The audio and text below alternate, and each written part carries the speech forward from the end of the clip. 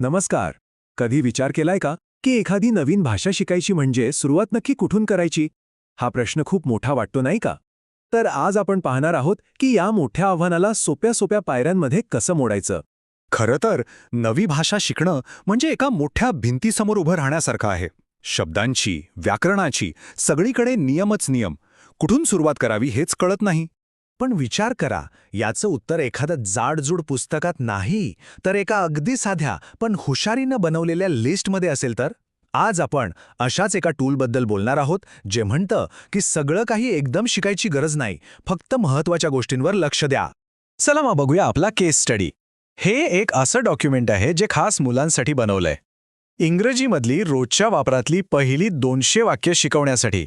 आता एक गोष्ट स्पष्ट करतो, आपला उद्देश ही 200 वाक्य शिकणं नाहीये, तर या वाक्यांच्या रचनेमागे जी एक जबरदस्त शिकवण्याची पद्धत दडली आहे ना, ती समजून घेणं आहे. या डॉक्युमेंटचं सगळ्यात मोठं वैशिष्ट्य काय माहितीये? यात अशीच कुठलीही वाक्य उचलून टाकलेली नाहीत, तर त्यांना भाषेच्या काही महत्त्वाच्या बिल्डिंग ब्लॉक्समध्ये म्हणजे मूलभूत घटकांमध्ये विभागलं आहे. आणि यातला पहिला बिल्डिंग ब्लॉक आहे विनंती म्हणजे रिक्वेस्ट्स. कोणत्याही संवादाची सुरुवात करण्यासाठी किंवा साधं मदत मागण्यासाठी हे किती महत्त्वाचं आहे नाही का? आता इथे बघा, किती साधी वाक्य आहेत. Please help me, please give me water, please wait for me. पण या 3 वाक्यांमधून कितीतरी गोष्टी व्यक्त होतात. मदत मागण्यापासून ते आपल्या साध्या गरजा सांगण्यापर्यंत सगळं काही. ठीक आहे, आता पुढचा ब्लॉक बघूया. तो आहे परवानगी किंवा परमिशन, म्हणजे समाजात वावरताना इतरांचा आदर करून एखादी गोष्ट कशी मागायची हे शिकवणारा घटक. ही वाक्य बघा, may I come in, may I go outside. ही वाक्ये शाळा किंवा घरासारख्या ठिकाणी किती महत्त्वाची ठरतात, कारण तिथे तुम्हाला इतरांच्या परवानगीची गरज असते. यानंतर येतो एक खूप महत्त्वाचा भाग, भावना म्हणजे फीलिंग्स. आपल्या मनात काय चाललंय हे इतरांना सांगण्यासाठी जे शब्द लागतात ते इथे शिकवले जातात. आणि इथे गंमत बघा, फक्त 3च मूलभूत भावना निवडल्या आहेत: आनंदी, दुःखी आणि भीती. ह्या 3 भावनांवरच पुढे जाऊन कितीतरी गुंतागुंतीचे संवाद उभे राहू शकतात. हा पाया आहे.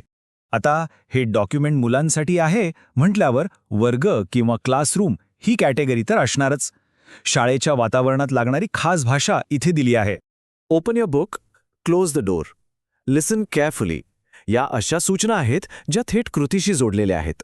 त्यामुळे मुलांना शब्दांचा अर्थ पटकन कळतो. आणि शेवटची कॅटेगरी आहे दैनंदिन क्रिया म्हणजे डेली ॲक्टिव्हिटीज.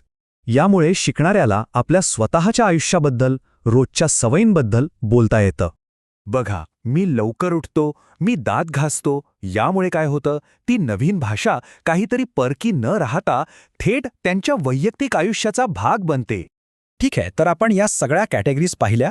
पण थांबा, या डॉक्युमेंटमध्ये एक असा पॅटर्न लपलाय जो या सगळ्या पद्धतीमागचं खरं रहस्य उलगडतो.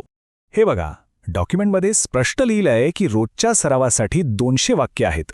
आता 200 म्हणजे खूपच जास्त वाटतं नाही का? जणू काही 200 वेगवेगळ्या गोष्टी लक्षात ठेवायच्या आहेत. पण जर आपण ही यादी जरा निरखून पाहिली तर एक प्रश्न मनात येतोच की खरंच ह्या 200 वेगवेगळी वाक्य आहेत का? आणि याचं उत्तर तुम्हाला आश्चर्यचकित करेल. उत्तर आहे फक्त 15. थांबा, ही काही चूक नाहीये. उलट ही प्रचंड पुनरावृत्ती हेच या पद्धतीचं मूळ आहे. इतका सराव करायचा की ही 15 वाक्य विचार न करता अगदी सहजपणे तोंडातून बाहेर पडली पाहिजेत, ऑटोमॅटिक झाली पाहिजेत. तर मग या पद्धतीमधून आपण काय शिकलो?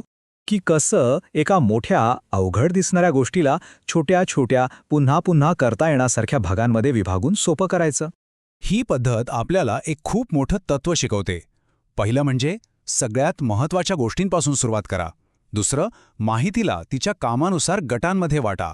आणि तिसरं, मास्टरी मिळवण्यासाठी पुनरावृत्तीला पर्याय नाही.